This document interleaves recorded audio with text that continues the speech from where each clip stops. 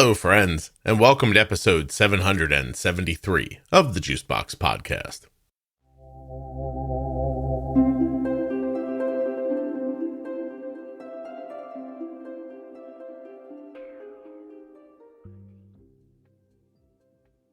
Today's guest is an adult living with type 1 diabetes who is also a mother. Her child does not have type 1, but does have other autoimmune issues. While you're listening, please remember that nothing you hear on the Juicebox Podcast should be considered advice, medical or otherwise. Always consult a physician before making any changes to your healthcare plan or becoming bold with insulin. We have a new sponsor today, so in a moment I will tell you who that is. But before we get to that, I want to remind you that if you're looking for the Diabetes Pro Tip series, they begin at episode 210 in your podcast player. You can find them by searching Juicebox Podcast Pro Tip in any of your audio apps, or you can find them at juiceboxpodcast.com, diabetesprotip.com, or on the private Facebook group under the feature tab. If you're a U.S. resident who has type 1 or is the caregiver of someone with type 1, please go to t1dexchange.org/juicebox and complete the survey. It will take you fewer than 10 minutes. It is absolutely anonymous and HIPAA compliant.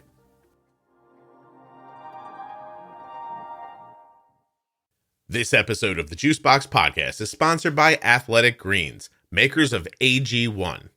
I started taking AG1 because I don't always have the most balanced diet and I needed some nutritional insurance. With one delicious scoop of AG1, you're absorbing 75 high-quality vitamins, minerals, whole food sourced ingredients, probiotics, and adaptogens.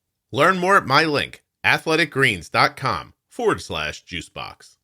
The podcast is also sponsored today by InPen from Medtronic Diabetes. Are you using insulin and want some of the features that are offered by an insulin pump, but you don't want a pump? If that's you, you're looking for the InPen from Medtronic Diabetes. Get started today at InPentoday.com. Hi, good morning. I'm Tziporah. All right, Tziporah. I did get it right before when we were talking. You did. There's something about I wasn't sure if you were being sarcastic with me when you said yes. It's a good guess that I'd be sarcastic, but you did get it right. So Tziporah, not Sephora. How many people hit you with that? Like the so many. Yeah. Like the makeup store. Yes, that's what I was thinking. thinking. Like the Japanese beer. Nope, neither of those. Not you, right? And it's a name you go by, right? You don't have like a nickname. Yeah, good. That's lovely. What's your deal? You have diabetes? You make a baby that has diabetes? I have diabetes. I made a baby that does not have diabetes yet, as far as I know. How old were you when you were diagnosed? I was diagnosed a month shy of my second birthday in 1981. Wow. How about that? That's young. It's young and I'm old, and that is real. So I spoke with somebody yesterday who's had diabetes for 45 years, but was my age. And the entire conversation made me feel old every time something came up, or when they understood my references, which I even found bothersome for some reason. We're still getting that microphone touching something. Are you? Sorry. No, don't be sorry. Are you talking with your hands? I'm breathing. I'm going to stop breathing. Would you stop breathing, please? Sorry. My bad. I made a person record in a closet yesterday. So they come on and I'm like, are you in a room without carpeting? And they go, how do you know that? And I said, I can't do it with you in here. It's all echoey. And she's like, I could go in the closet. And I was like, fine, that's perfect. So she sat on a stepladder with her laptop on a piece of luggage and did it. Yeah, it was very nice of her. Okay, let me break this apart in my head so I understand. So 81, was that right? Yeah. And it's 2021 now. It's 2022 where I am. Is it really 2022 now? So let's go 91, 2001, 2011, 2021. You've had diabetes for 41 years. That's right. It'll be 41 in June. And you're calling 43 old. Yes. All right. Well, we'll see about that. I can out old you in a second. How old is your child or children? She's 11. Okay. And is there any other type 1 in your family? I was going to say no, except I have a cousin of my mother's who died in his teenage years with type 1. And this was like, early 1900s. Early. That was all I got. Born before insulin. Yeah. Oh, that's really a shame. How about other autoimmune stuff in your family? Oh, yeah. So my daughter has alopecia, so has no hair. So every time somebody comments on my hair is brushing against the microphone. Can you move your hair from the microphone? I think, that is a thing for me and it's not for her. So my daughter has alopecia. My mother has alopecia. We've got autoimmune thyroid, a couple of other autoimmune things in my niece and nephew. Wow. Yeah. How is that alopecia something you're born with? No, it sort of is activated in a similar way to the diabetes. So she had a full head of hair, curly, awesome. Like it was one of the first things people noticed about her before she opened her mouth, which was the second and loudest thing people noticed about her. And then it all started falling out when she was like 3.5. So you think she just had an illness or something and her autoimmune response? Yeah. Alopecia. What does a child that young do? Do you wear wigs or do you just go with it? I think every family's different. Every kid's different. She just sort of has always worked what she's had. Mm-hmm. So she did headbands for a while. She occasionally did crazy hats. Now she just doesn't do anything and feels mostly, I think, pretty comfortable in her own skin about it, which is awesome. Yeah. Is it a complete loss? Like, is her head like, does it look like, I'm trying to think of how to say this. Like, does it look like she just shaved her head or is there some hair or how does it? So alopecia has different manifestations. She has the kind where she's basically got no body hair anywhere. She's got no eyebrows, no eyelashes, no hair on her head. So it doesn't even look like a shave because there's like no stubble, no nothing. I see. What other problems that I'm not thinking of does not having body hair present? Oh, well, it's cold season. And so we don't often think about the hairs in our noses and what it does to the snot. Sorry. But hers just runs. There's nothing to catch it. So, when she gets a cold, her nose is real runny. The eyelashes do protect things from getting in the eyes. So, she has to be a little bit more cautious about stuff getting into her eyes. It's interesting. Probably her ears too, although I haven't looked in there in a minute. Huh. It's just alopecia sounds like a radio name from the 80s. Like, how you doing? It's alopecia. Yeah, but instead it's horrible. Yeah. It can be. Yeah. I've talked to her a bunch about this over the years. And as she gets older, her own narrative about it is evolving. So there's treatments now, for example, that can help with turning off the autoimmune response and regrowing hair in lots of people. And I said, hey, do you want to talk to somebody about looking into this? And she said, no, I kind of like the way I am. That's and cool. So it's just one of those things that I think she's integrated into her identity and how she moves through the world, and her friends are down with it. And, it doesn't mean she doesn't, get snide remarks or side eyes or whatever from time to time. But I think she is, she walks around like she's fine. You know what I mean? Hey, I'm going to ask a question that will initially sound slightly weird, but I'm getting to it. So by your name, and I'm guessing Jewish? Yes. Ah, okay. Good guess. Wow. Yeah. Wow. Look at me. I'm a real genius. Reason I asked was, how does a person being, and maybe your daughter's not, but how does a person being more dark complected, look without, I guess I'm trying to figure out is how much of your hair color makes me think of a person as being dark complected, or is your child not classically olive skinned? She, I would say, she's pretty fair skinned actually. Okay. But I will tell you, eyebrows make a big difference in terms of somebody's face. I'm looking at your picture on your Zoom screen here and I'm trying to figure out what would you look like without eyebrows? That's weird. Sorry. Probably nobody's ever told you that, but it does really change the look of somebody's face. But it's also been so long since I've seen her with eyebrows that it's just her face. Wouldn't think of it that way. Yeah. Okay. All right. So is diabetes something you worry about for her? I do always have it in the back of my mind. Like as I've listened to podcast episodes or seen posts on the Facebook group with parents who are wondering if their kid in illness who's not diabetic is, secretly holding on to a high blood sugar. Like I've definitely got that sort of all the time. She did do TrialNet. She was negative for antibodies at that time, and I never re-enrolled or retested or anything. I just am crossing my fingers, Yeah.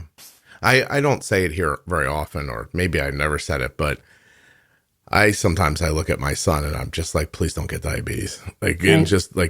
I never say it out loud. I don't think it changes my demeanor, but every once in a while, like, if he goes through something and I don't know, it's like, well, that's enough. Like he doesn't need more, like, not that anybody needs more, but it does run through my head sometimes. Like, yeah. And I think I look at Arden and I'm like, God, like nothing else, like please nothing else. Like this is enough. You know what I mean? So when my kid was little and we were just sort of peeling off the alopecia thing and her being different, I said, if you look around, everybody's got a thing, at least one thing. And I said, my thing's diabetes and your thing's alopecia. And even from a young age, she could sort of start to appreciate that nobody gets from here to the end, wherever that is, like without a something. Yeah. Her something is quite visible. Mine is like mostly invisible. But the other thing that I didn't quite crack to her at that age is like, just because you get one thing doesn't mean you'll never get another thing. And in fact, on the autoimmune spectrum, if you get one thing, you might well get another or a third or four or whatever. Right. So I do wish for her to not have more things like you wish for Arden or you wish for your son. Yeah. No, I don't know. It's just, I can remember how it felt to find out that Arden had hypothyroidism, and I was so mad. Yeah, just like I wasn't angry when she got diabetes. I was sad. I was angry about the hypothyroidism. So why angry? And I felt unfair. Yeah, and she was still young, and it's completely out of your control. So it's not even, you know what I mean? Like people give you a baby and they're like, here, turn it into a person and keep it safe. There's really you're too you don't have any other functions really as their parents, right? Like you want them to grow up to I don't know about everybody else. We had basic like concepts about raising kids. Like I seriously, at the core of how I raised my children, I just wanted that when they left the company of others, that people didn't go, kid's an asshole. You know what I mean? Like I wanted them to be a reasonable person. And whatever that meant for them, however, what direction they took it in, I never had many thoughts about that. I just wanted them to be a person that other people didn't like recoil from. And I know that's like, maybe sounds like overly simplistic. And that was it. Like seriously, I didn't really think about much more of it than that. And I was doing it. Like my kids ended up really well in that regard. And then all the other stuff I was supposed to do, I fed them and gave them clothes and kept them warm and they're loved and they know it. All that worked really well. And then I just couldn't keep them from being sick. And it just feels like I was going to say, it sounds like defeat. Yeah. And it's also one of those things where they're like, listen, the Army just came in and kicked your ass. They'll be back. Yeah. You won't be any more prepared to fight them off the next time. And you won't know when they're coming. Like, okay. So, so you feel like a victim a little bit. Yeah. And that's unfair because like you said, and by the way, I've said on here a million times and really believe it, nobody gets out alive. Nobody gets through it unscathed. Everybody gets a thing. And so I even feel that that's fair, but. It's different when you're looking at your kid, your non-asshole kid. I mean, like the one that you brought into the world and invested all that stuff in, like, I would guess that many parents look at their kids and just wish for their path to be completely smooth all the time. I'm also the kind of person who thinks in retrospect, of course, not when it's my own kid, but whatever bumps they have are going to help them be the person that you want them to be, Yeah. Like how they manage adversity or how they relate with other people through it or what they own and what they don't. And, right. No, it all becomes part of that. Yeah. I mean, I could make an argument in a similar but different direction. First of all, I'm a pressure makes diamonds person myself. Like I don't think that I mean, I don't know, to use like a big example and an unfair one because I don't know her, like I wouldn't want my kid to be a Kardashian, you know, like that kind of thing. Like I think you need some sort of, some trouble's got to come your way, right? You have to learn how to fight through things. But I only say that, I guess, with comfort knowing that my kids are kind of psychologically centered. Because if my children were depressed or super anxious or something like that, I might even say to you like, oh God, like, you know, why can't their coach or their teacher or whoever like cut them a break? They don't, you know, they don't, I don't know. I don't see any of that stuff much differently, I guess. It's like you said, it's the thing that impacts you is the thing that you have a sensitivity to. And I may have just referenced something that we talked about before we recorded. So sorry about that. No, it's all right. Yeah. All right. Why the hell are you on this podcast? Let's figure that out.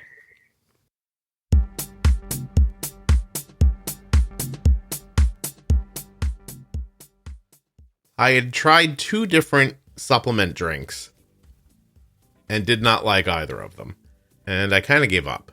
And then Athletic Greens reached out to me and asked if I'd be interested in talking about AG1 on the podcast. And I thought, well, the other 2 didn't work. Maybe I'll like this one. So I told him, yeah, listen, I got to try it first because if I don't like it, I can't talk about it. And I was really pleasantly surprised. I mean, beyond pleasantly, Athletic Greens makes a product, AG1, that is easy to drink for me.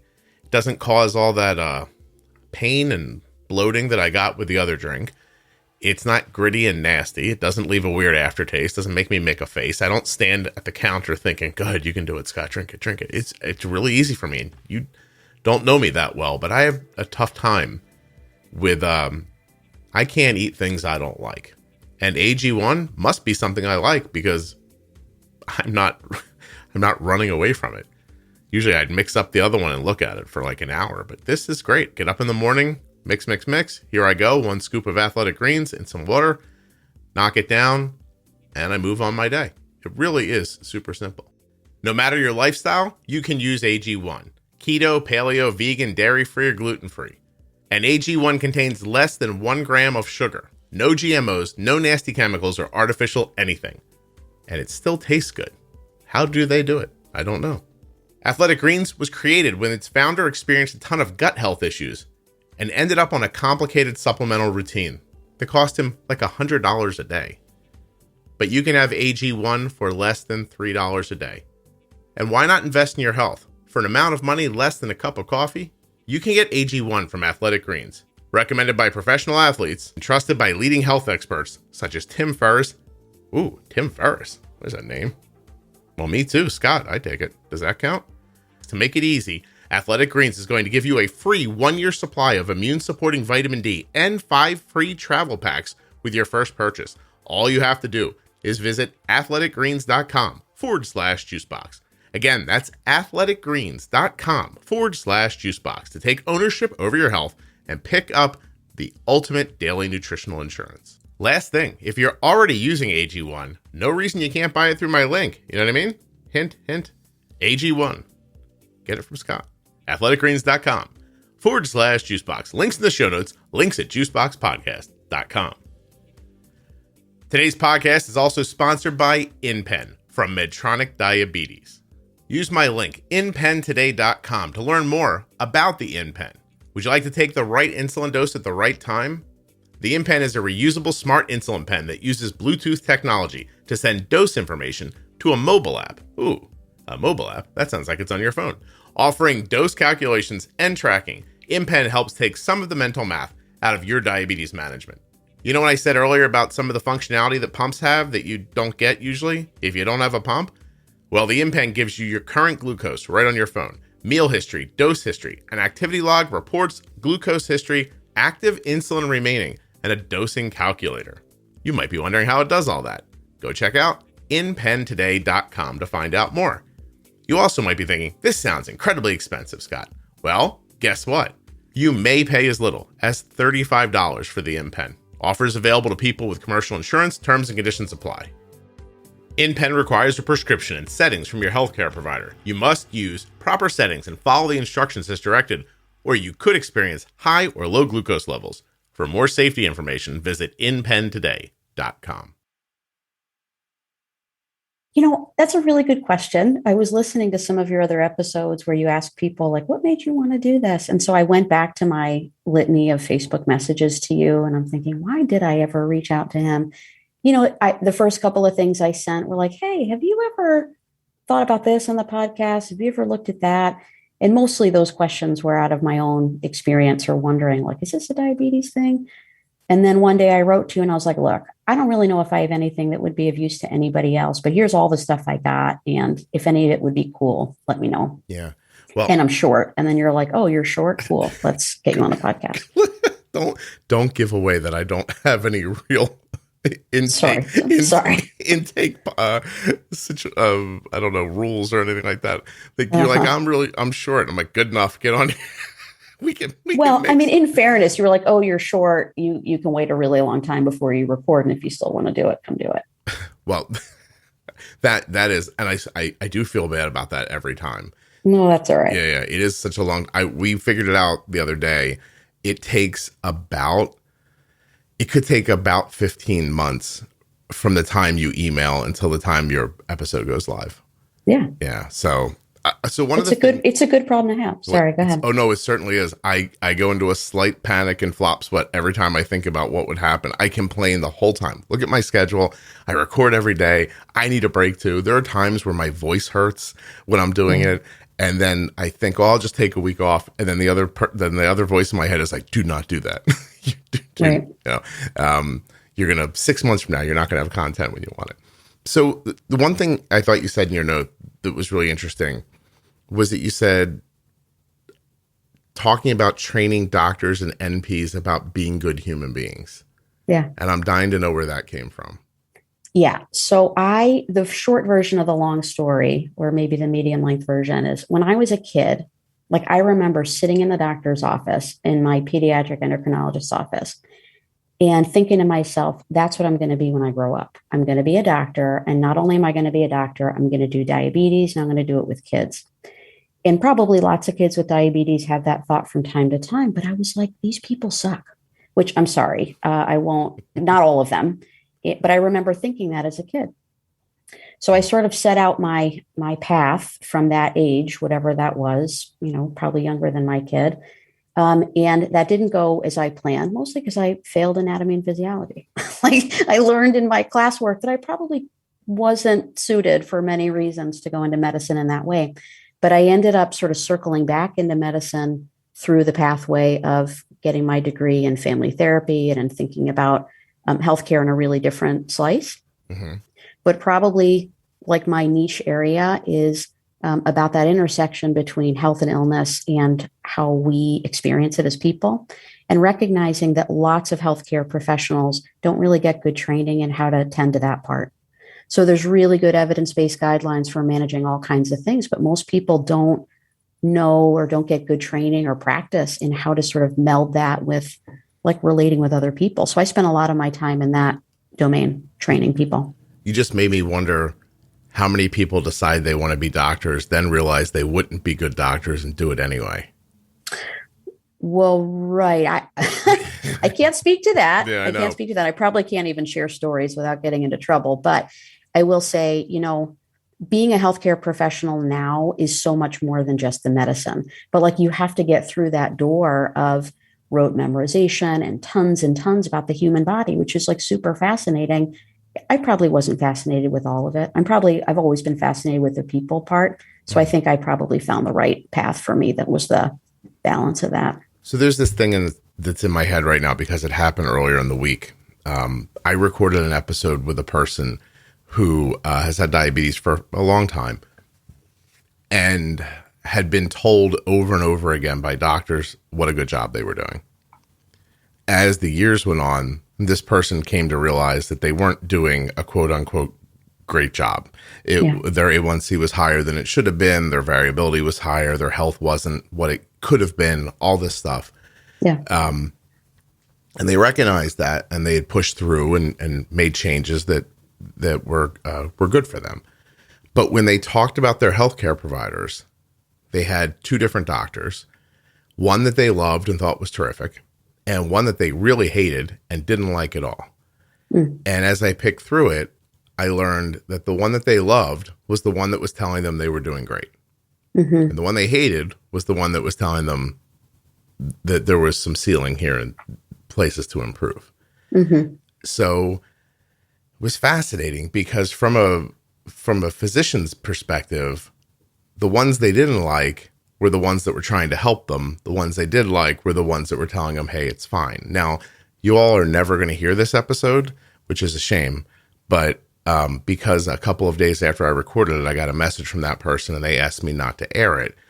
Because what ended up happening during the conversation, if I'm understanding correctly from what I heard during the conversation and then what I saw later from the note, is that I believe this person realized while we were talking that for a decade or more that they were doing something for their health that wasn't as good as it could have been. I think there was, I don't know, like I don't want to ascribe their feelings because I'm not certain, but shame or guilt or sadness or something. But I think what happened is that the recording turned into a therapy session and this person had a breakthrough during it. And it wasn't something they wanted to share with somebody else, which I completely understood. Immediately deleted the episode. I didn't want that person to be uncomfortable at all. But fascinating to me, so much so that it keeps coming up in my head, how in their mind they picture the people who were not hurting them, but not helping them as much as they could have been favorably, and vice versa. I thought that was really something. And I wonder how much that happens to people with diabetes. Yeah. I mean, I think it's a really good wondering. I think most healthcare professionals want to be helpful. And the person who was saying you're doing a great job probably thought they were being helpful. And so too did the person who said, you got to do better. And it, in honesty, each one of those scenarios is sort of like, what's the rightest match for the patient in this moment in their life, in whatever course of their disease they have. And that's really tricky for other people to like mind read.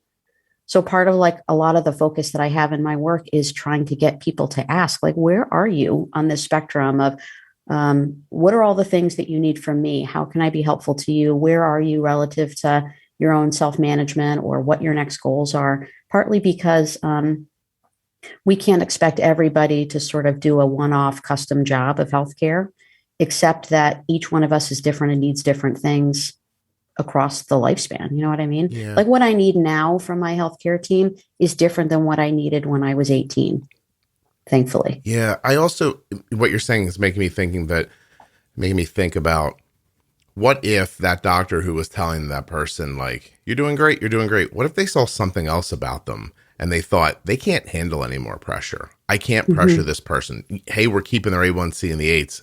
At least it's not 10. Like, right. And then from there, I wonder, is it really fair for a doctor to make that decision if that's the decision that's being made, which is, sure, your health could be better. I should be telling you that, but I don't think you can handle it. Like, is it your job to decide who can handle it? Or is it your job to say, listen, I don't know if you can handle this, but we need to get your A1C down or you're going to have some long-term complications. Do you know what I'm saying? Like, where do you... I mean, it seems like if it's not the doctor's job to assess you, then whose is it? And then it even makes me consider the other side, on the patient side. Like, do they even know that about themselves? And by the way, at this point now, I'm philosophizing. Like, I'm not talking about the original person anymore, but like, what if I am a person who's high anxiety or depressed or just, I don't look like I can handle it, or I don't look like I understand the math, or I've proven I don't understand diabetes. How much of your doctor's job then becomes life support and not health support? Mm-hmm. I mean, if you're asking me, which I mean, kind of you are. Have to be, because there's no one else here. I mean, yeah. My personal opinion, and if I look at like all of the health professions and their ethical codes and like what we're all responsible to do when we step into that role, we have to be able to give clear, accurate information to patients, even if it's hard. But like, we don't have to hammer them over the head with it. So it's one thing to say, you know what, you're working really hard on this. Your A1C is currently 8. Like, let's look at the things that you're doing that will help you continue to be healthy. That's really different than, oh, you're good. Like, don't sweat it. Mm-hmm. So I think there's ways to keep sort of inching people toward what we know is going to like be better for them in the long run and avoid complications without making them feel terrible. But what's hard is that you don't always know what's in the eye or ear of the beholder.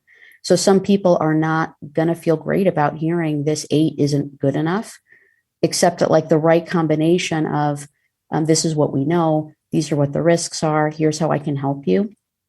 Like that's the conversation I want people to be having with patients, not avoiding the scary stuff, because if we just sort of leave it there, then it won't make somebody anxious. Like that person, if they're anxious or depressed, like they still need guidance and help to get there. Mm-hmm. I like talking to you. Why is that? Thanks. No, listen, I talk to a lot of people and I've never had a bad conversation because I think everybody's interesting, but you are pacing me.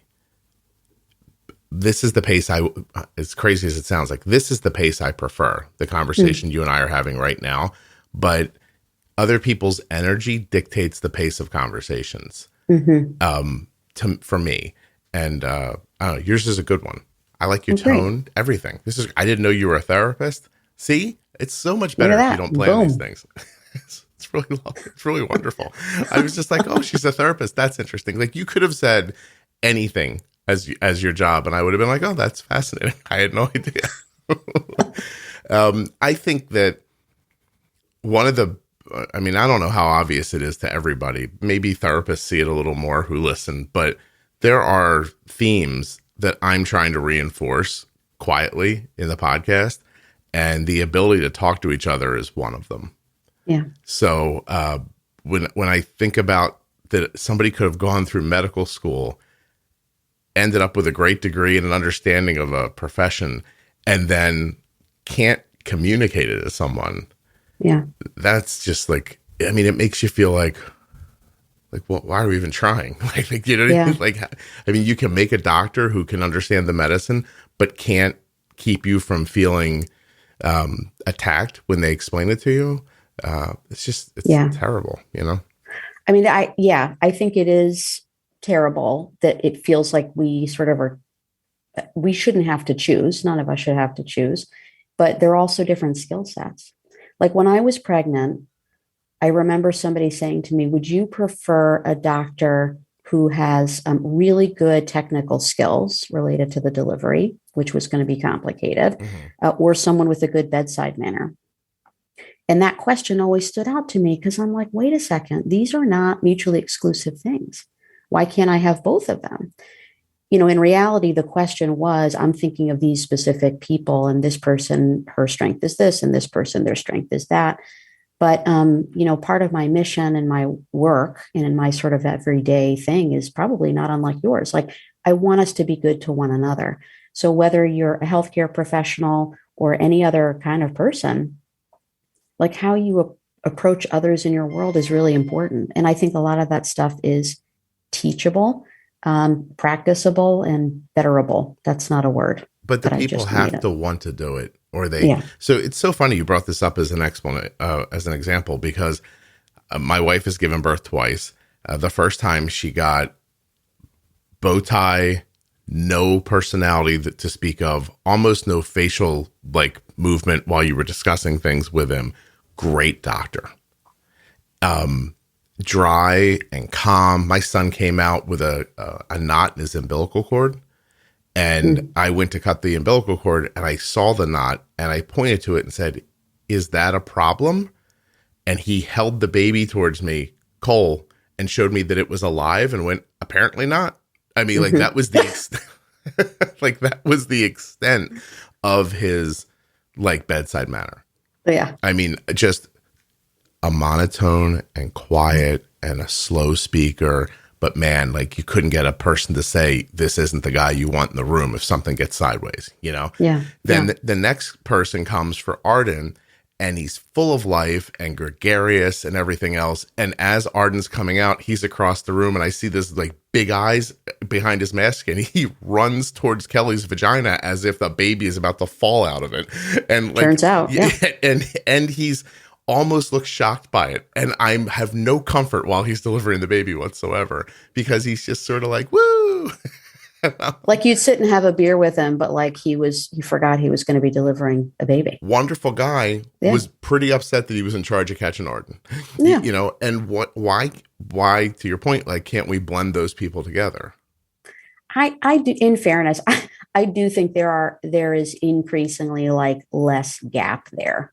I mean, I think there is more and more awareness. Like if I look at the newer healthcare providers who are entering the field that I get to work with, many, many more of them are way more sensitive to all kinds of things, like to the people skills, to emotional health and wellness, to mental health stuff.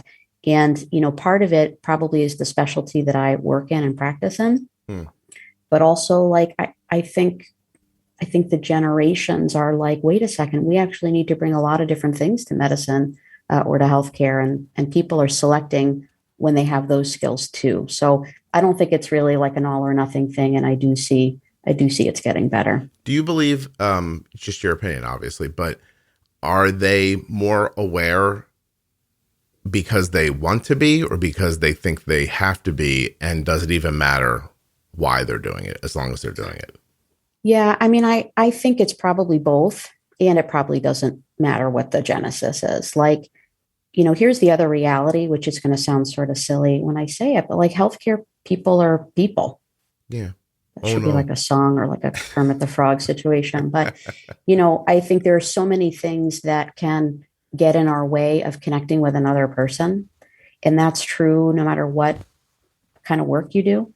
But I think in healthcare in particular, more and more people are coming with those skills already in there. They're coming with different life experiences, and what training programs like medical school or nursing school are selecting for now when they're looking at applicants is not just test scores. They're looking at a more well-rounded, sort of socially connected kind of person now, which I think is driving that change that we're talking about.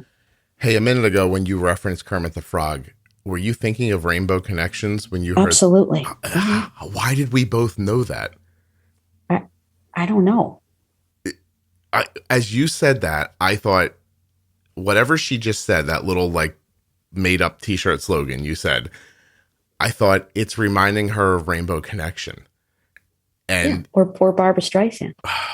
That's weird. There's something about the pentameter of what you said that made us think, I wonder why that is. Isn't that interesting? Language is I'm fascinated by people and how they speak to each other. Wow, that's going to remain the coolest thing that happened to me this month, I think. That's awesome. That we both had that thought at the same time. We should probably talk about diabetes. Sure. Let's do that. Do you have any idea how many times during this podcast I think I should probably talk about diabetes? But I've been doing it for a while, and I'm very interested by people. So, okay. So if you had diabetes that long ago, you started on pork insulin, beef and pork? Yep. Okay. And then transitioned in you probably only had to do it 5 or so years, right? Yeah, probably. Okay. Cloudy, regular NPH after that? Yep. All right. How long did you do that for?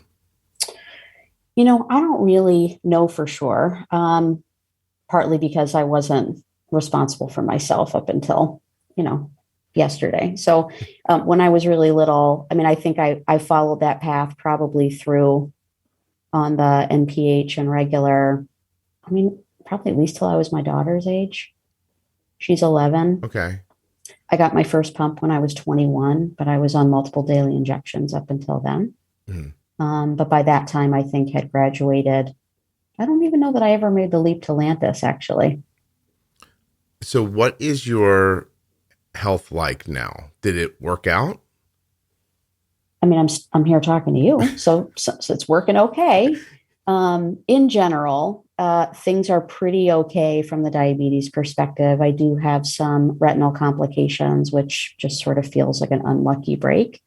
I was listening to you talk earlier about some other folks you've talked with, and, or maybe I was listening to a podcast episode. In any event, there are people who I know anecdotally who have had diabetes 40, 50, 60 years and sort of remarkably have zero complications. Mm-hmm. And I grew up and I was like, oh, I'm going to be that person, no matter how screwy my adolescence is, no matter how messed up my control was up until I decided to do something different with it. And then I remember the first time somebody said to me, well, I see these little hemorrhages in your eye. And I was like, you've got to be kidding. So I thought, well, I'll just be one of those people who has this, little thing here, and it's not really going to go anywhere. And it now, in retrospect, just sort of feels like one of those things that comes when you've had diabetes for a really long time that I wished wasn't a foregone conclusion. And most of the people I talk to in healthcare say, well, if you've had diabetes 40 years, like something is going to happen. The odds are incredibly high, except I know people who don't. So I mostly feel unlucky, but it's probably more complicated than that. Mm. Yeah. I listen, anecdotal, like times 1,000, but eyes seem to be the first thing that people have a problem with if they're going to have a problem. Like that one seems more, I don't know.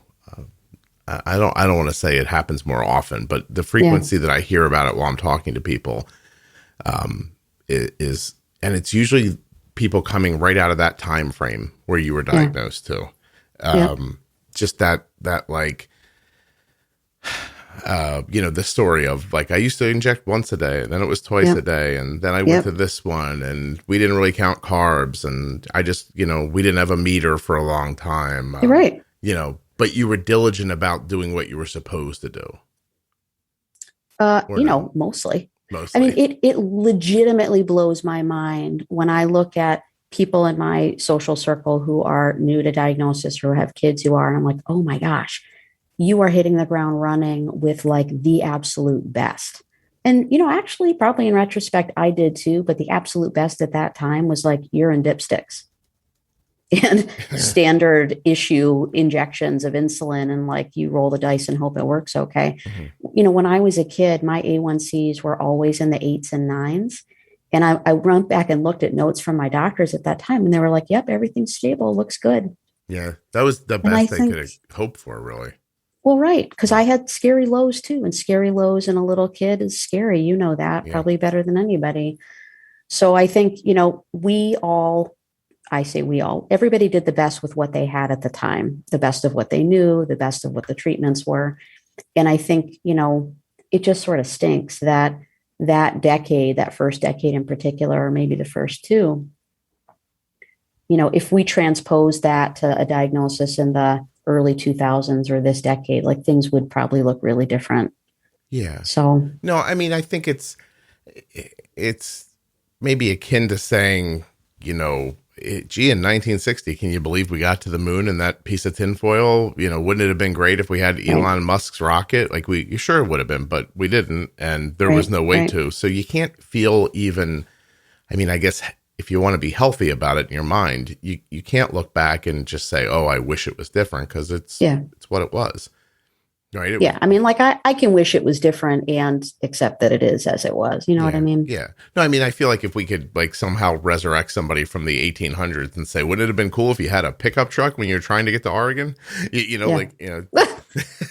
Avoid that dysentery you hit on. Oh my God. I don't think the arrows from the Native Americans would have even been able to go through your Chevy Tahoe. Like, so it just, it's not the same. It's not apples to apples, and you can't compare them. It's just interesting to hear. For me, I think I like to hear the conversations, because I imagine that newer diagnosed people, they still got diabetes, or their kids got diabetes. It doesn't matter to them that they can have a CGM now. I think they need the juxtaposition sometimes. Yeah. So I'm very grateful for all the technology. And, I was probably a late adopter to a lot of it.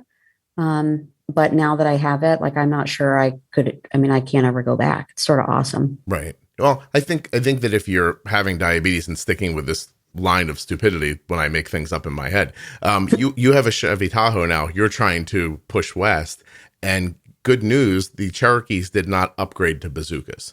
So you're still doing a difficult thing, but it's better equipped. Yeah, you're way better equipped. You know, so.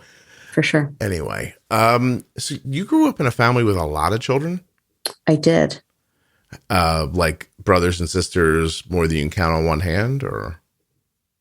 I have to think about how many fingers I have. I'm one of 7 kids. Wow. And 5 of us, 6 of us mostly grew up in the same house for a number of years. And then mostly it was the 5, younger 5. Okay. Did your diabetes cause any changes to a family structure or turmoil or anything worth talking about? Yeah. I mean, I think honestly, like how I even got to my current profession as a family therapist and working in healthcare probably has a lot to do with how diabetes shaped me growing up in that family. Like we are, all my siblings, we are accomplished, smart, funny, likable people. Like definitely fun to have at a party, fun to have around dinner, but like we also have a lot of intensity among us. And so you introduce a very sort of significant illness in a very little person into a dynamic that's already kind of like a lot of energy because there's a lot of kids and people are going in different directions. It forces that family unit to do a lot of things differently. So whether it was around needing to wait to eat dinner or who's going to give me my shot or who's going to make sure I have this, that, or the other thing packed before I go to school, I think it was part of the fabric of my family's life growing up, my siblings in particular. And, it's sort of hard to say what would have been different if that wasn't the case, but it also shaped like how we grew up with one another, how they related with me or what they expected of me or, how long it took for them to see me as a grown-up sibling as opposed to somebody who's vulnerable or little, Yeah. Do you ever talk about it with them as adults? Oh, yeah. Do you think they had any impacts on themselves personally? I mean, it's sort of hard to say exactly what all the impacts are. I think some of them would say, well, the diabetes like took things away from me, and whether they would use that language or not, like that's how I imagine it. Because it does, diabetes at that time in my family took up a lot of space. So already there's a lot of kids, each of whom have their own needs, like on an emotional level, on a day-to-day schedule level. But diabetes sort of like forces everything to turn toward it, So a low blood sugar or an injection or things that have to happen on a schedule, like someone else's needs can't be more important than that at that time. Yeah. At least that's the way it was when I was younger. Right. So some of them would say, well, I think diabetes took stuff away from me. Others, I think, would say, I'm talking about them like there's like a million, but there basically are. Some of them would say that it made them more sensitive to sort of other people's challenges, I think. Some of them would say it forced them to develop more responsibility, especially at a younger age than maybe their peers. Probably it added to conflict. Yeah, go ahead. I spoke to someone the other day whose parents put the siblings in charge of taking care of the kid at school. We were all in the school together, and so the older kids had to go give the kid her shots. Yeah. And I thought, wow, I actually thought, what a brilliant use of workforce. But, I mean, yes. But you know what I mean? Like I put myself in that position. My little kid off at school, things not like they are today at some schools where you can, get a 504 plan and be like, sure, listen, you take care of my kid or we're going to sue you. And, sure. And the parents were like, okay, what do we have at our disposal here? Well, we have other kids in the school. All right, you guys take care of your sister. Yeah. And I thought, wow, that was crazy. Like, and brilliant. Yeah. I mean, I think we definitely had that in our family. Whether it was always like spelled out, like this is what your job is, or it was sort of, this is what the moment needs of you. And I imagine, although I don't know for sure, because I was little, like, I don't really know what those conversations were in advance. Like, hey, how do you feel about this? Can you help me with this? I'd really appreciate it. Or if it was just, it's dinner time, give your sister her shot. So, I think how you broker all that stuff probably makes a big difference, how you negotiate it with the kids. Yeah. But I do think there was a fair bit of that in my family. Here's a question for you that leans into your profession a little bit. By the way, how do you practice? Is it like private from your home, from an office? Do you work for an institution? It's a really good question. So I actually don't do a ton of clinical work on my own. Like I see a few people now, but mostly what I do is teaching and sort of having administrative roles with other larger groups.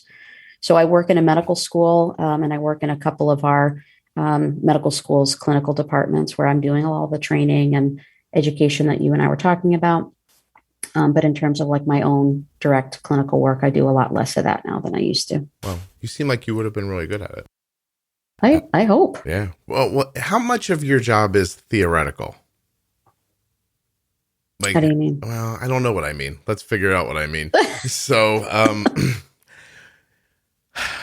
people change through generations, year to year, etc. Yeah. Their sensitivities change. I'm going to tell you right now that I don't think I'm a perfect person, and you could listen to me on this podcast and see where I probably have deficits growing up and stuff like that.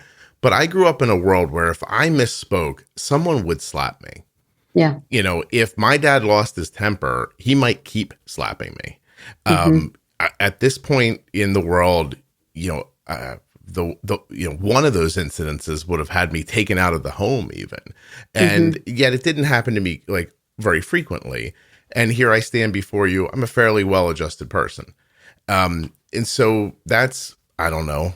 I mean, I'm dating myself now, 35, 40, oh geez, oh my God, 40 years ago, maybe. I was trying to give myself something in the 30s, but the truth is that's not fair. 40 or more years ago, I'm describing to you, right? It's now an unheard of idea in polite society, right? You would not slap your kid in the face in a restaurant for saying something fun. And just try to imagine me as a little kid. No malice. I'm just jerking around and being stupid and, sarcastic. And my dad didn't get the sarcasm. By the way, fair enough, right? Worked all day in a hard job, and he didn't have money. And then he came home, and like the 5 seconds that he's got to like eat dinner, I'm being an idiot. And so, the way you would have talked to me back then, if you had a therapist job back then, you would probably have said to me, hey, listen, your dad works hard and he's tired and he ain't up for your bullshit. Stop it. Right? Like that might have been what you said back then. And now you'd say nobody can treat you that way. Your safety is important, whatever else would go along with it. And my question is then what's going to happen 40 years from now? Like, what's a therapist going to say 40 years from now? So is what you're telling me right now just theoretical, or is it implicit to the time? Yeah. I mean, I think it's an interesting question. My personal approach with my work is family and systems. So like, even if it was 40 years ago or now, like I'm going to be looking at what's the sequence of interactions between you and the other people who are important to you, and how well are they working for what you need to do. So like this part that I'm going to say sounds kind of theoretical, but I'll make it kind of practical.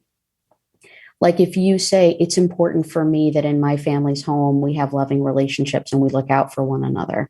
Great. Like that's a pretty easy to understand principle. But then it's from that I can say, well, how is you backhanding your kid at the dinner table consistent with that? Like, is that working to get you where you want to go?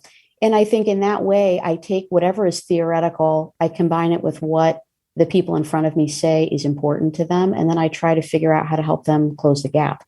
You know what I mean? Right. No, that makes sense. It does. And I'm not like, I hope I don't sound like I'm belittling what you're doing. I think it's really important, and I agree with it. Moreover, I'm just playing devil's advocate and trying to get to the other side of the idea. Yeah. Because but you're asking about like how standards change over time. Yeah. Like what's acceptable and what's like desirable. I gotta say, like I do follow things like what do developmental people say, and what do they say is good for kids, and what's good for our brains, and what's good for sort of our psychological health. I do look at researchers and scholars and what they are discovering about how we get to be good people. You know what I mean? And so I do try to incorporate those ideas. Most people would say being in an environment where you're worried you're going to get slapped is probably not great for lots of reasons. So even if that were to evolve in a different way in the next 40 years, like I'd probably try to be thoughtful about the family's values, where they want to go, as well as kind of what the science says. Yeah. I bet I'm just looking back on my own life. Like there's probably a level of, I'll call it anxiety, but it's awareness, maybe. Like, like if I lived outside in the Serengeti, I'd always wonder if a cat was going to eat me. Like that kind, like it was sort of like that a little bit. Like because you don't say, I mean, when you're a kid, you don't say flippant things. You don't plan to say them, right? Something happens and it fires off like whatever part of my brain makes me say something stupid. And then I say something stupid. And then the next thing you know, you're like defending your head, and there's nobody even around you. You're just sort of like, you kind of get that like turn over your shoulder feeling like, oh God, did someone hear me say that? But what about boundaries though? Like, so what this is making me think about is, do human beings have limitless possibility? And if you just let them move in the direction that feels right to them, will they blossom in a way that I can't even imagine? Or if we let everybody just do whatever they want, will it be the like fall of society? It's a big question. Yes. Yeah. Right. I think yes to both of them, right? Like we are social beings. We live in communities and cultures that have norms and rules for how people should be in that space. Right. And it's different. Like I say to my kid all the time, different families do different things. What I'm trying to explain to her is that family culture, when she's in my family, this is what we do when we're here, and other people may do something different. So I think there's always going to be that like blend of what the people around you who are important to you think is acceptable and what isn't. But it's also true that I think we have limitless potential. Yeah. So I don't think they're mutually exclusive. It's interesting because we need a mix of people, in my opinion, right? Yeah. But if we all were at Burning Man 24/7, who would make the cars and make the electricity and stuff like that, right? And yet sometimes people fall into categories they never break up. My wife's an incredibly hard worker, and she's just always going to be. And I don't know what I'd have to be able to provide for her to make her go, hey, you know what? I don't work anymore. Like, would it be like, how many millions of dollars would I have to put in a pile before she went, okay, I'm comfortable not working? Or does it have nothing to do with money? Like, I'm not even sure if it's just how she's wired, or if, I was talking with somebody the other day about, the pressure we feel to leave Arden some money in case, I don't know, like what if she becomes a ne'er-do-well and can't afford her, her medications or something. Like, we want to have a little nest egg for her, but then that makes you feel pressure to leave a nest egg for the other person. And we don't make that kind of money where we're just piling up money in the corners. You know what I mean? So, so like you're working so hard to amass something it's an insurance policy. And in the case of my son, just because I wouldn't want to do one for one and not for the other one. Yeah. But by the time, if we're able to accomplish that, by the time we accomplish it, it's going to kill us. Yeah. And I don't know if we would have thought of it that way if Arden didn't have diabetes. Yeah. So it's impact, you said that impacts, it's hard to know what impacts are. We were talking about something earlier, and it made me think that even the place you live, right? Whether it's an apartment or a house, your life, if me moving into the house I'm in now, in some ways that I'll never understand, shaped my life and my children's life. And literally, if we would have bought the house across the street, there'd be things about us that would be different now. And it's fascinating to wonder how those little variables impact, but you're never going to know. Yeah. Yeah. It's just, thankfully we'll never know. We could probably make ourselves nuts. Yeah. Yeah. We're off the track again. Sorry. How do you manage your diabetes right now? You mean like good or bad? No, I mean like what are my tools? Yeah, your tools. So yeah, I am on a T:slim pump and a Dexcom, and that is working pretty well for me overall. I did have a different pump previously with a CGM, and I was listening to some of your questions earlier about the evolution of those tools over time. I remember being at a diabetes fundraising event a bunch of years ago, and I was talking to one of the other people there who had diabetes, and she's like, "Oh, do you use the CGM that was the one that went with my pump?" And I was like, "Yeah, sometimes." She's like, "What do you mean sometimes?" I'm like, it feels like I'm harpooning myself when I put it in. I don't like it. I use it sometimes. And she's like, why wouldn't you use it all the time? And I think at that time I was like, I probably was more ambivalent about a lot of things than I am now. But when I look at it now, I'm like, this stuff is available to me. It works pretty well. It could always be better. I could be better, but I can't imagine not using it. So. Yeah. Oh gosh, what was I just going to say? My brain. Was it about harpooning? My brain let me down. Happens more as I get older. Womp, womp, yeah. Womp. Like, my goodness. You should, my desk is too cluttered right now.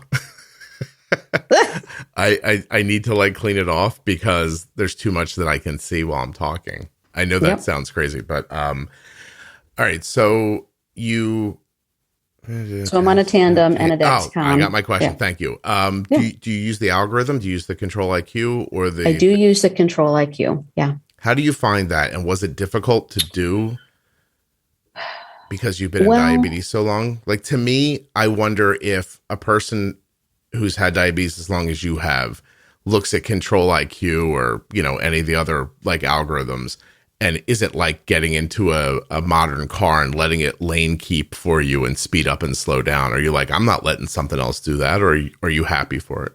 I mean, sort of both. Like, I am happy for it to be doing the thing. Like, when I go to sleep and I get up and I'm like, oh, that's like a super flat line. I would not have been able to do that on my own, I don't think. Or if I could have, I wasn't doing it before I had the system. Mm-hmm. That being said, there's times when the automatic car, the self-driving car, I'm like, I don't like how you're driving this. I don't prefer that. But then I go in and I try to like mess with what it's doing. And I'm like, oh, no, I just screwed the whole thing. And so I feel both really grateful and sometimes frustrated and also in awe of it, all of it. I think it probably could be optimized a little bit more for what it is. I wish the target blood sugar was a little bit lower. I wish it was quicker to correct stuff. So those are my. Yeah, I hope they will be one day. I hope that the 110 or whatever they are, I think Omnipod 5 is 110. I think maybe Control IQ is like 112 and a half is I think the target or whatever. Hopefully these companies will just continue to innovate and to put R&D money into it so that they can go back to the FDA with confidence and say, hey, listen, I think we could let people choose all the way down to 80 or wherever they want, but I mean, it takes so much time. Well, for sure. And, here's the other reality, which you don't need me to point out to you, but like when I'm sitting with my endocrine team, when I'm thinking about the story you told earlier about folks who say, yeah, you're doing great. You're doing great. I know in my mind's eye, what are all the things that aren't great? When you look at what the technology is making possible, like things look pretty okay. An A1C of, 6.5 is pretty okay by most people's standards.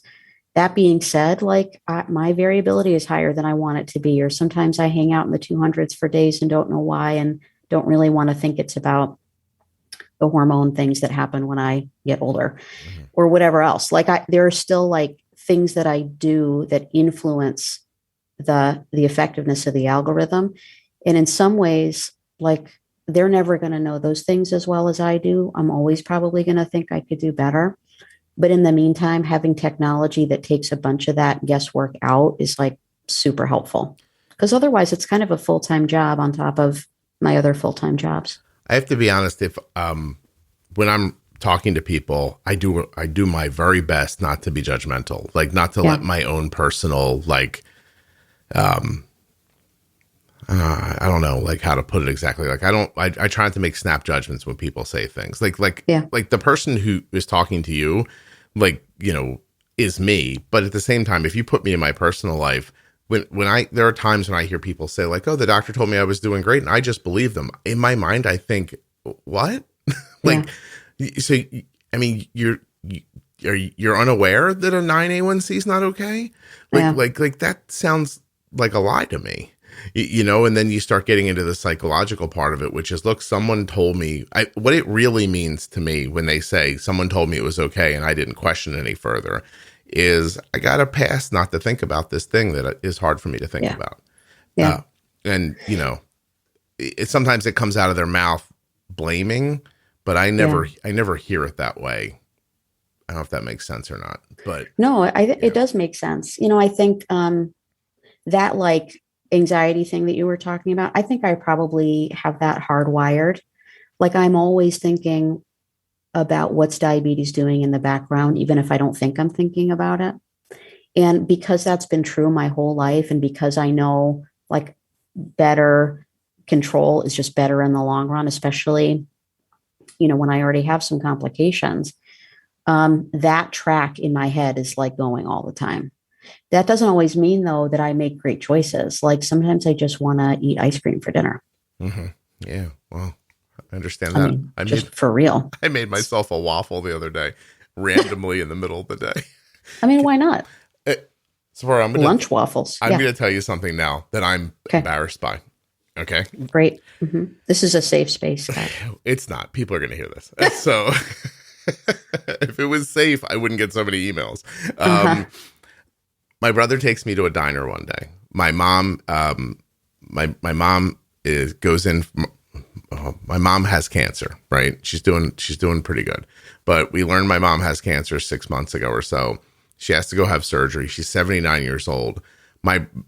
She's so old and the cancer is so, advanced that my other brother flies in from the middle of the country, like just to drive her to the hospital, because the three of us are in this car thinking it's a fair shot mom's going to die in this surgery. So it's COVID. So we take her to the front door of the hospital and basically like just push her through in a wheelchair. And we're like, goodbye. Like it just shoved her in there and left her there. Well, I mean, we assumed somebody was going to find her. You know what I mean? Sure. So, it felt like that. So we spent the morning with her, sitting around her place, talking, trying not to say like last rites types of things. I found myself in the room thinking, there are things I want to share with mom in case she dies. And I don't want to say them because I don't want her to go in there thinking, I heard what that kid just said. I think he thinks I'm going to die. So you're trying to balance that line. We're all talking. We get her in the hospital and my brother goes, you guys want to go get some breakfast? And so we just went to a diner and we sat and talked for a really long time. Mm-hmm. I ordered something and my brother turns to me and goes, get the chicken and waffles. And I went, what? He goes, I don't even care what you want or what you think. He goes, just get the chicken and waffles. And I was like, okay. So I ordered it. It was so good. He was incredibly right. Best waffle I ever had in my life. I then went on a waffle bender trying to recreate the waffle in my home. I could not do it. So I went back to the diner. While the 18-year-old that was serving me was chatting with me, I looked her in the face and I said, go in the back, use your phone, take a photo of whatever the waffle mix is, bring it to me. I will give you a $20 bill. So she goes in the back, takes a picture, airdrops it to me. Kids are amazing. Like I love like how well they understand technology. I'm just sitting at my table, it just pops up. It's like blah, blah, blah wants to airdrop you. And I'm like, well, this is either unwanted porn or a picture of the waffle mix. So I hit both. Yes. Go ahead. No loss in that. So I hit yes. And there it was. She took a picture of it. I handed her the money. She goes, you don't have to give me that. I was like, a promise is a promise. You take this, do something nice with it. I always tell young kids the same thing. I'm like, don't buy drugs with my money. And I did. and then I went online. I'm so embarrassed. I had to order a case of it because it comes from a restaurant supply house. Oh yeah. I spent $40 on waffle mix. I'm now $60 into it, as you can see. It comes to my house. I make it. It does not taste the same. Mm-hmm. And I think, oh my God, it's the syrup. So I go back. Please tell me you went back. Of course I did. I'm not giving up now. So I went back to the diner and I said, can I just have a little bit of that syrup? And I got some of it. I went home. I made another waffle. I put it on. It was better, but it wasn't exact. And I thought, that's not possible. I bought the mix. I have the syrup. I'm whipping the butter. Like, what's wrong? And I can't figure it out, and I can't figure it out. And then one day I realized it tasted really good because I was sitting there with my brothers. And I'm never going to recreate that way. And now I don't want the goddamn waffles. And I have all this mix. And I don't know what to do with it all. I'm going to start giving it away as gifts. But anyway, that was that it took me like months. This is not a story that happened over a couple of days. I wasn't in there every day, like going, all right, now give me this part. It literally took me months and months to build it up.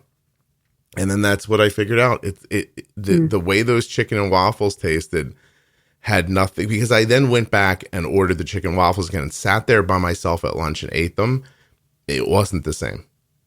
Yeah. So I don't know why I told you that, but you said it was going to be an embarrassing story. That's actually really touching. It's a lovely story, but the part about, you're stuck with a ton of waffle mix. You have no idea. I'll send you some.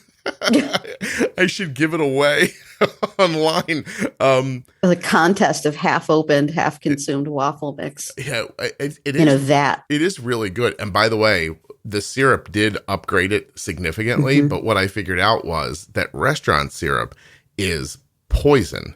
Like it's not, they're not giving you like maple syrup. They're not, it's just, if there's a way to put high fructose corn syrup in something twice, they figured out how to do it. Oh yeah. And you could only buy it by the gallon, which makes it, I want to say I did not buy a gallon of syrup.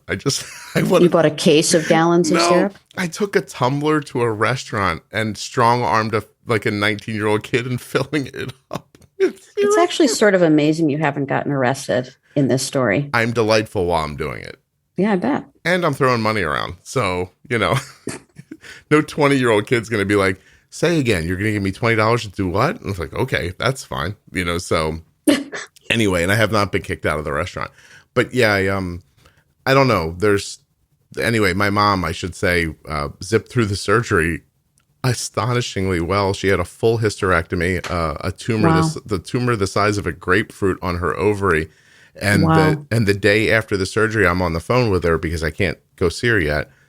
I said, Mom, how's the pain? And she goes, oh, I'm good.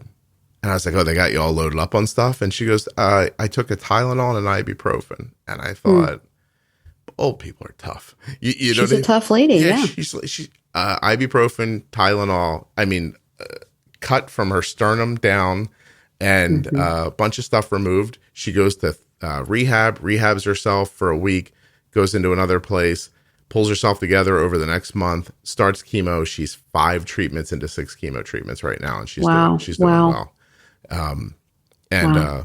That's it. When she's done, I'm gonna take her to that diner for chicken and waffles. I don't know if that's what she wants, but that's what I'm getting. What if they can't even make the waffles because somebody bought all the waffle mix? That's possible. I went to a restaurant supply house at one point and snuck in looking for the syrup. You're determined. I'm going to give you that. I was on a bit of a, I don't know, I have no idea. It was a holy grail. It really was. And then the other day, Arden's like, do you want a waffle? I'm like, I'm completely sick of waffles. I never want a waffle again. So I was making waffles, taking one bite of them and throwing them away. Now you're a waffle connoisseur. That's the thing. That's what you do now when you're fancy. I don't know how hard it is to be a waffle connoisseur. I've come to realize after I'm eating them, they're just flour. So anyway, what have we not talked about that you wanted to? Anything? Probably lots of things, but. Yeah. Why did we have to do this so early? Because I have a job. Most days, whether I'm working from home or working in one of my offices, I'm generally pretty jam packed from as early as 6:30 or 7 all the way through to the evening most days. So yeah. I am often baffled that people are able to do this. Yeah. I really am. I never ask, but there's the part of me that's why are you able to do this at 11 o'clock on a Wednesday? I have to tell you, the first invitation I got was for 9 o'clock. And I'm like, oh, this will be fine. It'll sort of be like the start of the day. And then one of my work groups was like, okay, we need to have a retreat from 8 to 10. I'm like, no, I've got my recording. I've been waiting to do this. And then you happen to reach out to say, hey, I need to move it. And I was like, oh, that's cool. Perfect. Yeah. I took a week off from recording so I could go be with my son. And as you should. Yeah. I'm going to try to do enjoy some waffle moments more often. Yeah. Maybe I should take him for a waffle. Mm-hmm. There we go. Two more questions, if you don't mind. Yeah, How short are you? Like in real life or on my license? In real life, if you don't mind. Like 4'9" and a half, wow. Maybe. No kidding. 3/4. How did you get that baby out of you even? Oh, yeah. Not easily. I was going to say. Not easily. Wow. Are other people in your family similarly Yeah. height? I am not the shortest of my siblings. I'm not the shortest. No kidding. Yeah. I have a friend, people I love, who the three shortest people I've ever met in my life. Like, she's short. She married a shorter guy. They had a short kid. Like, when they're standing next to each other, it's like watching Tom Cruise act. When they're all standing next to each other, you can't tell. The minute one of them breaks off and goes next to somebody else, you're like, oh my goodness. Are there limitations? Like, does your height hold you back from things? Not really. No. I mean, it's interesting. I from time to time have had people say, how do you reach your dishes? I'm like, oh, I put them where I can get them. Or I will tell you, I'm in my 40s. I will still climb a grocery store shelf to get something that I can't reach rather than ask someone to help me. In my own kitchen, I will use other implements to get things out of cabinets. Like I'll grab a spatula and, get the flour from the top shelf or whatever. But mostly my life is set up in a way that's navigable for me. For you. And it doesn't occur to me that I'm short until I stand next to someone like, oh my gosh, you're short. I'm like, oh yeah. It happens to me. I think that happens to everybody. I say a lot, like, I'm taller than most of the people I meet in the course of a day. And the minute someone's taller than me, I recognize that I am not tall at all. Yeah. It's interesting. Did you marry I'm sorry, are you married? Yeah. Yeah. But I will tell you too, though, just one other thing. I do look people in the eye a bunch. Mm-hmm. So I think that's partly why it doesn't really occur to me, Yeah. Ooh, do you notice people's double chins more? Think about that in the course of your day for me, would you? Legit, I'm thinking about my own, which is like a very unfortunate reality. But thank you for that. If you gave me $10,000 right now, I'm putting this out to the people that listen. If you guys were to give me $10,000 and told me I didn't have to use it for any real thing, I'd have my double chin like surgically removed. I mean, it's the waffles. It might probably be. It's not right. Or do you think I could just stop the waffles and it might go backwards?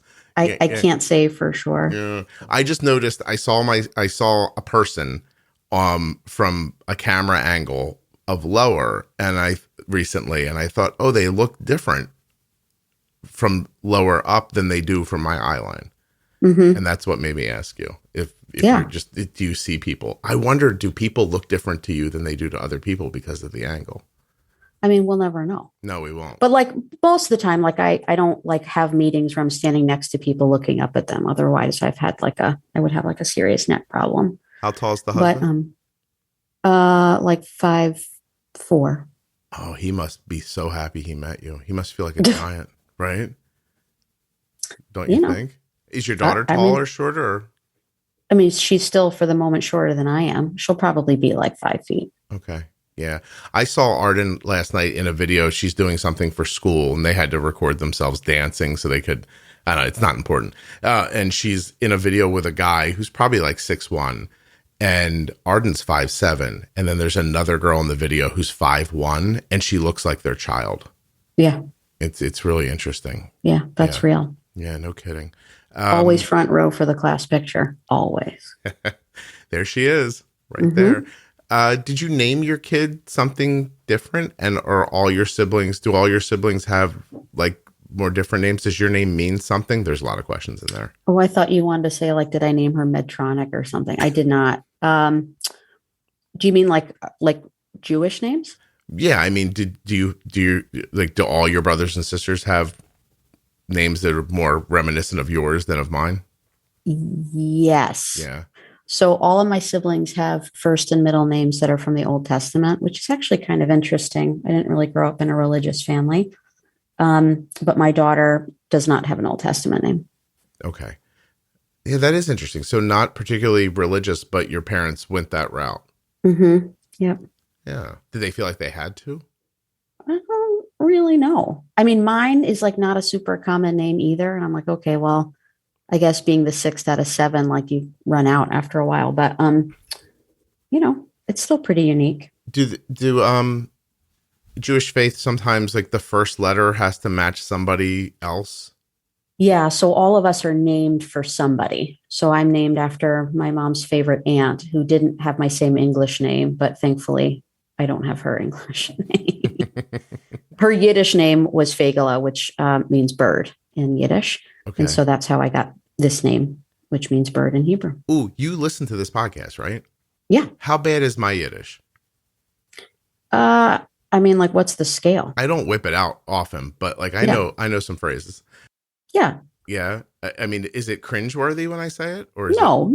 And I'm also not fluent. I think that's a whole other show. But I gotcha. Oh, yeah. I don't know. There's some of those words that I find delightful. So yeah, actually, the word you just said for bird, I thought it meant something different. It can. I mean, that's the thing. It could just mean anything. That's the thing about language, is that it gets like appropriated for other things. But excellent. Yeah, that's interesting. Okay, your episode's going to be called Rainbow Connection. I mean, I hoped it would. Right. I mean, that's all we had.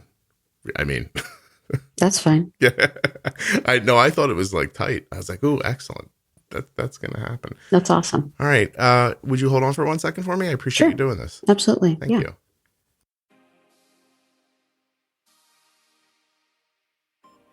Well, first I want to thank Tziporah for coming on the show and sharing her story and being so chitty-chatty with me. I had a great time. I also want to thank InPen from Medtronic Diabetes and remind you to go to InPenToday.com to learn more about that insulin pen that has all that functionality that you want. And let me thank our newest sponsor, Athletic Greens, makers of AG1. Head over now to athleticgreens.com/juicebox to get started with AG1. AG1 is a small micro habit with big benefits. It's one thing you can do every single day to take great care of yourself.